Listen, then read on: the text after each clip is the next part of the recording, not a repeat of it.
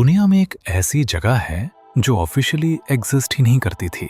एक ऐसी जगह जहां जाने पर आपको गोली मारी जा सकती है।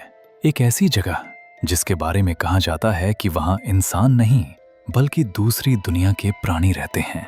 नमस्कार दोस्तों, 2019 में 20 लाख लोगों ने फेसबुक पर साइन अप किया था एरिया 51 को स्टॉर्म करने के लिए। उनका मकसद एरिया 51 को स्टॉर्म करना। लेकिन इस इवेंट ने एक बात साबित कर दी, एरिया 51 अब सिर्फ एक मिलिट्री बेस नहीं है, ये एक मॉडर्न मिथ बन चुका है। आज के वीडियो में हम मीम्स और इंटरनेट थियरीज को साइड में रखेंगे। हम जानेंगे एरिया 51 की असली हिस्ट्री। क्या वहां सच में एलियंस हैं या वहां कुछ ऐसा बन रहा है जो एलियंस से भी ज्यादा खतरनाक है? चलिए आज तोड़ते हैं एरिया 51 के ताले। अगर आप मैप पर ढूंढने जाएंगे तो ये जगह अमेरिका के नेवादा स्टेट के रेगिस्तान में है, लास वेगस से लगभग 800 माइल्स दूर। इस जगह के बीचों बीच एक सूखी हुई झील है जिसे कहते हैं ग्रूम लेक। सालों तक अगर आप अमेरिकन गवर्नमेंट से पूछते कि एरिया 51 क्या है तो वो कहते, कौन सा एरिया 51? ऐसी कोई जगह नहीं है। बिलीव इट और नॉट, 2023 तक CIA ने ऑफिशियली मना ही नहीं था कि एरिया 51 एग्जिस्ट करता है। 2023 में जब कुछ सीक्रेट डॉक्यूमेंट्स डीक्लासिफाई हुए तब पहली बार उन्होंने मना कि हाँ, वहां एक बेस है। लेकिन इतनी सीक्रेसी क्यों? क्या वहां सच में UFOs छुपाए गए हैं? इसका जवाब जानने के लिए हमें थोड़ा पीछे जाना पड़ेगा। रॉसवेल क्रैश के पास नहीं बल्कि कोल्ड वॉर के टाइम में, क्योंकि एरिया 51 की शुरुआत एलियंस से नहीं जासूसों से हुई थी। ये बात है 1950 की। अमेरिका और सोवियत यूनियन के बीच टेंशन पीक पर थी। CIA को जानना था कि रशिया में क्या चल रहा है, लेकिन वो रशिया के ऊपर प्लेन नहीं उड़ा सकते थे क्योंकि रडार उन्हें पकड़ लेता और वर्ल्ड वॉर 3 शुरू हो जाता। उन्हें एक ऐसा प्लेन चाहिए था जो रडार की पकड़ में ना आए और बादलों से भी ऊपर उड़े। तब एंट्री होती है लॉकहीड मार्टिन के इंजीनियर केली जॉनसन की।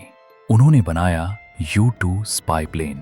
इस प्लेन को टेस्ट करने के लिए उन्हें एक सुनसान जगह चाहिए थी जहां कोई देख ना सके। उन्हें मिला नेवादा का रेगिस्तान और वहीं जन्म हुआ एरिया 51 का। अब यहां एक बहुत इंटरेस्टिंग चीज हुई। 19 में कमर्शियल प्लेन्स 20,000 फीट पर उड़ते थे, मिलिट्री जेट्स 40,000 फीट पर, लेकिन ये U-2 स्पाई प्लेन 37,000 फीट पर उड़ता था। जब पायलट्स ऊपर देखते और उन्हें इतनी हाइट पर कोई चमकती हुई चीज दिखती तो उन्हें लगता था ये कोई UFO है। रिपोर्ट्स के मुताबिक उस टाइम के आधे से ज्यादा UFO साइटिंग्स दरअसल ये सीक्रेट अमेरिकन प्लेन्स ही थे। गवर्नमेंट जानती थी ये एलियंस नहीं है, लेकिन वो सच बता भी नहीं सकते थे, इसलिए उन्होंने झूठ बोला कि वो वेदर बलून्स हैं। वक्त के साथ वहां और भी खतरनाक प्लेन्स बने। SR-71 ब्लैकबर्ड, जो आज भी दुनिया का सबसे तेज प्लेन है। F-117 नाइट हॉक, जो रडार पर गायब हो जाता है। सोचिए, अगर आप 1938 में रात को ड्राइव कर रहे हैं और आपके ऊपर से एक काले रंग का टिकोना प्लेन निकले जो आवाज भी नहीं करता, तो आपको लगेगा कि एलियंस आ गए हैं। तो क्या एरिया 51 सिर्फ प्लेन्स के लिए था? शायद हाँ, लेकिन 1999 में एक आदमी ने टीवी पर आकर सब कुछ बदल दिया। आज हम एरिया 51 को एलियन से जोड़ते हैं सिर्फ एक इंसान की वजह से। उसका नाम है बॉब लजार। मई 1999 में लास वेगस के एक टीवी चैनल पर एक इंटरव्यू आया। बॉब लजार ने दावा किया कि वो एरिया 51 के पास एक सीक्रेट फैसिलिटी में काम करता था जिसका नाम था S4। उसने कहा कि उसका काम नए प्लेन्स बनाना नहीं था बल्कि एलियन स्पेसक्राफ्ट्स की रिवर्स इंजीनियरिंग करना था, यानी एलियन शिप्स को खोलकर समझना कि वो काम कैसे करते हैं। बॉब लजार के हिसाब से गवर्नमेंट के पास 9 फ्लाइंग सॉसर्स थे। ये शिप्स पेट्रोल या इलेक्ट्रिसिटी से नहीं चलते थे बल्कि एक एलिमेंट से चलते थे जिसका नाम था एलिमेंट 115। ये एलिमेंट ग्रेविटी को कंट्रोल करता था जिससे वो शिप्स बिना आवाज किए हवा में तैर सकते थे। अब देखिए, बॉब लजार की कहानी में बहुत होल्स हैं। क्रिटिक्स कहते हैं कि उसका एजुकेशन रिकॉर्ड झूठा है। MIT और कैलटेक में उसका कोई रिकॉर्ड नहीं मिला। लोग कहते हैं वो फ्रॉड है, लेकिन लजार के सपोर्टर्स एक बात बोलते हैं। 1999 में साइंस को एलिमेंट 115 के बारे में पता भी नहीं था। एलिमेंट 115 को ऑफिशियली सालों बाद लैब बनाने गया और बॉब लजार ने बेस के अंदर जिस हैंड स्कैनर सिक्योरिटी सिस्टम की बात की थी, वैसे स्कैनर्स सालों बाद रियल फोटोज में देखे गए। सच जो भी हो, बॉब लजार ने एरिया 51 को मिलिट्री बेस से एलियन बेस बना दिया। तो आज वहां क्या चल रहा है?